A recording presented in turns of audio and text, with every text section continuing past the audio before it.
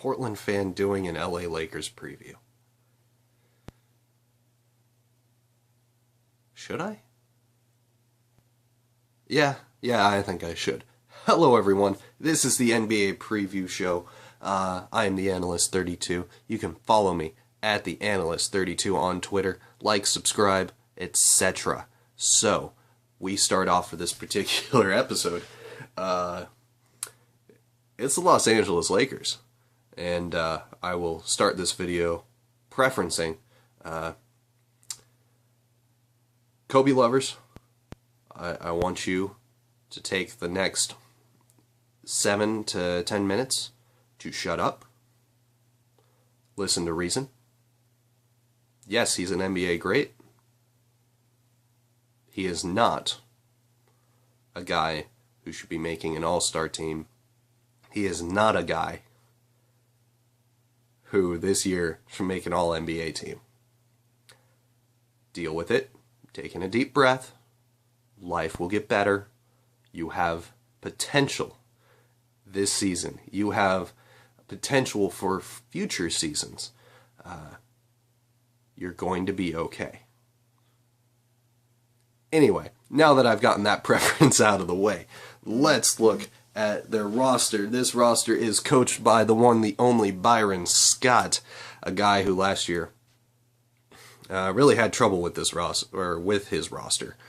Had a lot of misfit pieces, relied on Kobe too much early. Kobe got hurt. That's just the reality. Kobe only played 35 games last year. So anyway, let's look at it.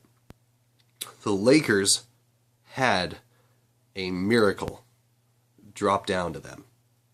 A miracle drop down to them in their draft for this particular past season.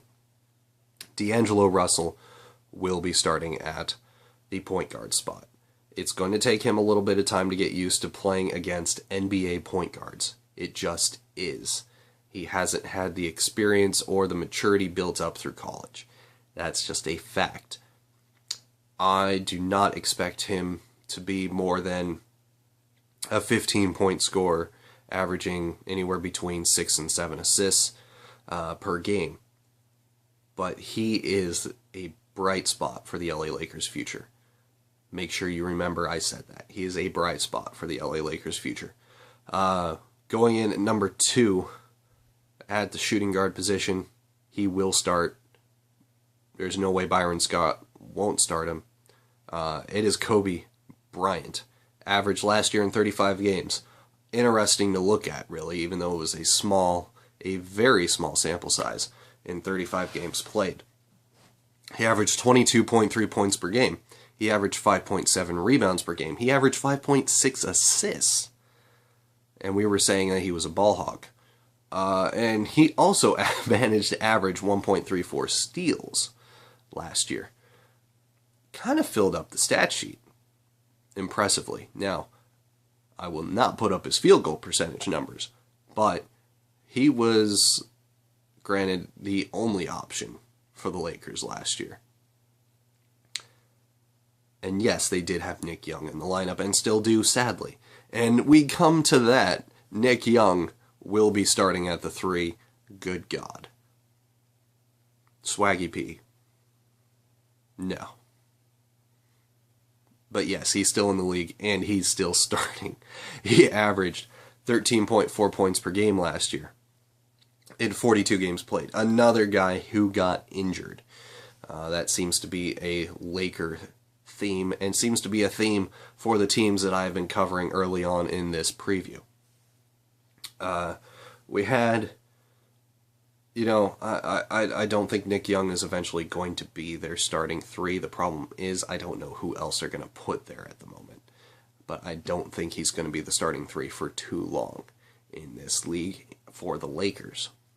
At 4, we have the veteran Brandon Bass, former Celtic. At least last year was a Celtic. Look for him to start. Look for him to average anywhere between 10 and 15 points per game and, 7 to 8 rebounds a game. That seems to be his consistent effort that he puts out there. At the 5, picked up from Indiana, Roy Hibbert, the big sexy, the big Hibbs, he is a guy who really, man, everybody saw the potential there.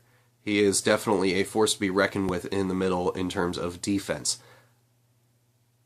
We were hoping he would turn into a 15 points per game scorer, 10 rebounds a game, 3 blocks a game kind of player.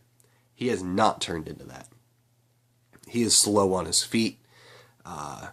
His offensive moves are not that polished. In fact, they don't look that much better than DeAndre Jordan. Yes, I said it. Will he grow in a system with Byron Scott? I don't know, because he had one of the best coaches in Frank Vogel playing for Indiana, and he got better than his raw state he was at Georgetown, but he needs to really step it up this year and prove that he's worth the contract he picked up recently. So, look at the bench.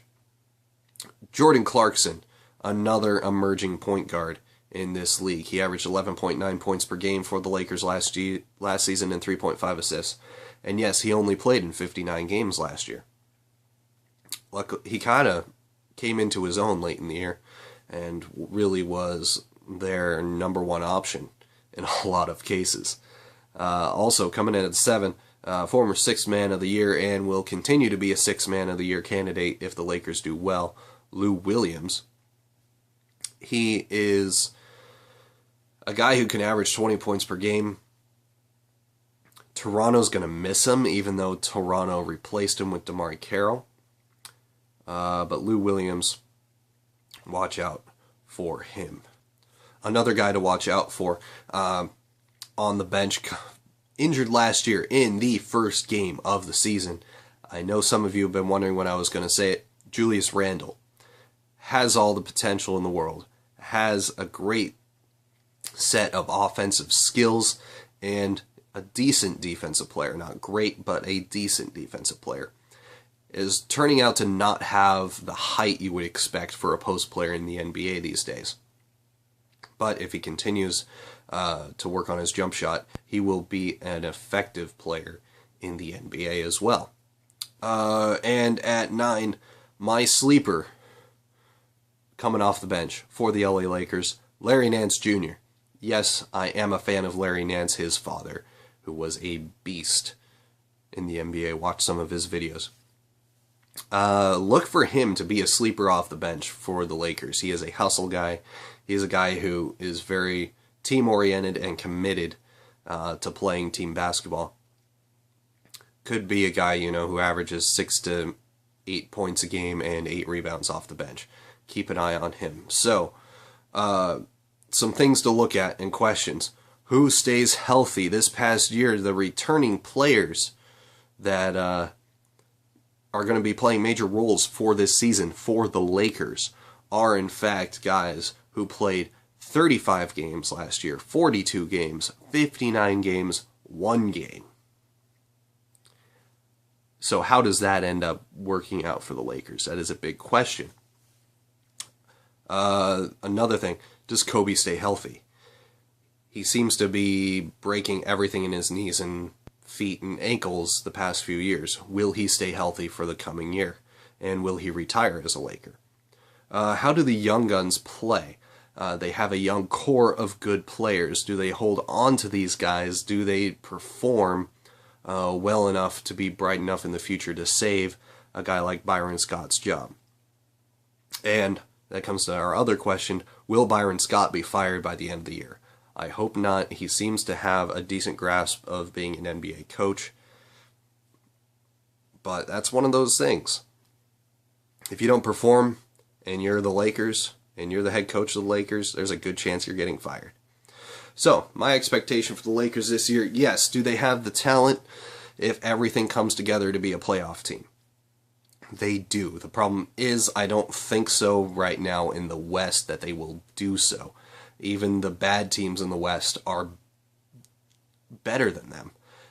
This year, I have initially put them down for 35 wins and 47 losses. I'm going to drop that. I think they will get 33 wins and 49 losses. Yes, Lakers fans, you can start the hating now.